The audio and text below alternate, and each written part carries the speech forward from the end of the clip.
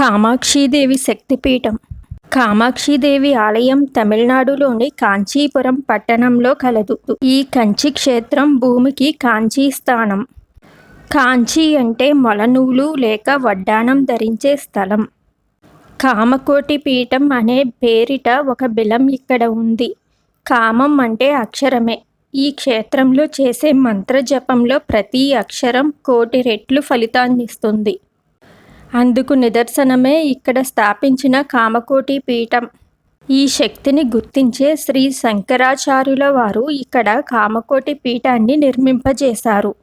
ఇక్కడ శివుడు ఏకాంబరేశ్వర రూపంలో, విష్ణువు వరదరాజస్వామి రూపంలోనూ, శక్తి కామాక్షీదేవి రూపంలోనూ కొలువైయున్నారు. ఆలయ స్థల పురాణం. ఒకనాడు పార్వతితో శివుడు ఇలా అన్నారు: దేవి, నీవు చిన్నపిల్ల రూపంలో బదరికాశ్రమానికి వెళ్ళు. కాత్యాయన మహర్షి అక్కడ ముక్తి కోరి తపోదీక్షలో ఉన్నాడు. నిన్ను పుత్రికగా స్వీకరించి పోషించి 8 ఏళ్ల తర్వాత మోక్షాన్ని పొందుతాడాయన. ఆ పైన నీవు కాశీనగరం మీదుగా కంచి వెళ్ళు. సైకతలింగ రూపంలో ఉన్న నా గురించి తపస్సు చెయ్యి. నేను వచ్చి మళ్ళీ నిన్ను వివాహం చేసుకుంటాను అన్నాడు శివుడు. అక్షరాలా శివుడు చెప్పినట్లే ఆచరించింది పార్వతి. చివరికి కాంచీనగరం చేరి అక్కడ మామిడి చెట్టు కింద ఉన్న ఏకాంబరేశ్వర సైకతలింగాన్ని గుర్తించి అక్కడే తపస్సు చేయసాగింది. ఒకసారి అటుగా వెళ్ళిన నారద మహర్షి పార్వతీదేవికి మన్మదాత్మకమైన శివమంత్రం ఉపదేశించాడు. పార్వతి ఆ మంత్రంతోనే శివుణ్ణి అర్చించింది. దానితో కైలాసం అంతా కామాగ్నిలో కాలిపోతున్నట్లుగా శివునికి తోచింది. ఇది గౌరీ తపస్సు జ్వాల అని తెలియజేసింది గంగాదేవి. దాంతో శివుడు గంగా ప్రవాహాన్ని బాగా పెంచి దానిలో తాను కూర్చున్నాడు. కాస్త ఉపశమనం కలిగింది. శివుడు గంగను పిలిచి గౌరీ తపస్సును పరీక్షించమని చెప్పాడు. మహావేగంతో గంగ కాంచీనగరం మీదకి దూకింది. ఆ జలప్రవాహాన్ని చూసిన గౌరీ తన మరో అంశ అయిన దుర్గాదేవిని పంపింది. దుర్గాదేవి తన చేతి కపాలాన్ని ఎదురుగా ఉంచింది. ప్రళయవేగంగా దూకుతున్న జలప్రవాహం అంతా అందులోకి ఆకర్షించబడింది. చిత్రంగా గంగతో పాటు శివుడు కూడా వచ్చి కపాలంలో పడ్డాడు. పరమశివునికి ఆగ్రహం వచ్చింది. జలప్రవాహాన్ని 1000 రెట్లు పెంచాడు.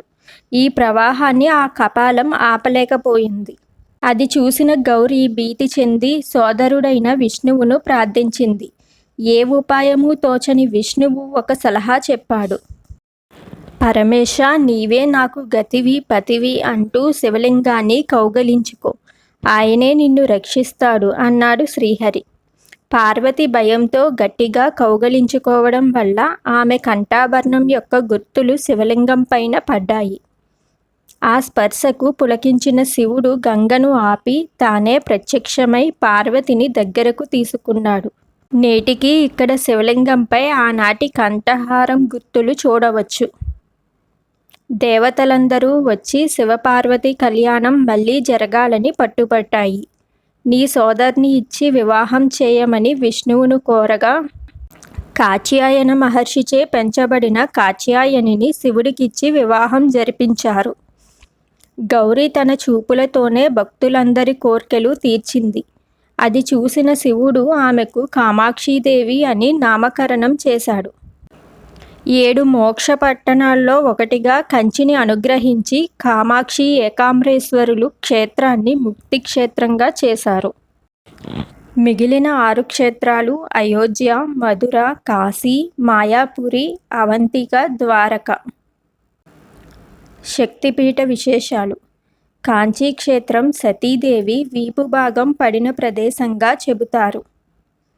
ఆదిశంకరాచార్యుల వారు ఇక్కడ శ్రీచక్రాన్ని స్థాపించారు. ఒకప్పుడు ఇక్కడ అమ్మవారు బంగారు విగ్రహంతో ఉండేదని, బంగారు కామాక్షిగా పిలిచేవారని అంటారు. మహ్మదీయుల దండయాత్రలో ఈ బంగారు విగ్రహం దోపిడీకి గురైందని చారిత్రక సత్యం. ఇక్కడ ఉన్న మామిడి చెట్టు ప్రతి ఆకు ఆకారం మరొక ఆకును పోలి ఉండదు. పండు రుచి కూడా అంతే.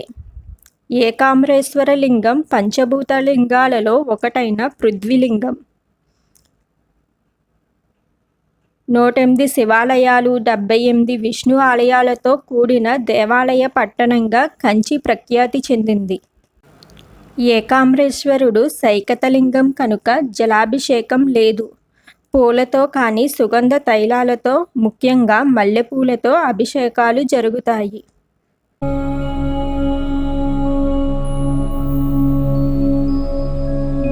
వీడియో నచ్చితే లైక్ చేసి కామెంట్ చేయండి. మరిన్ని శక్తిపీఠ విశేషాలు మన ఛానల్లో.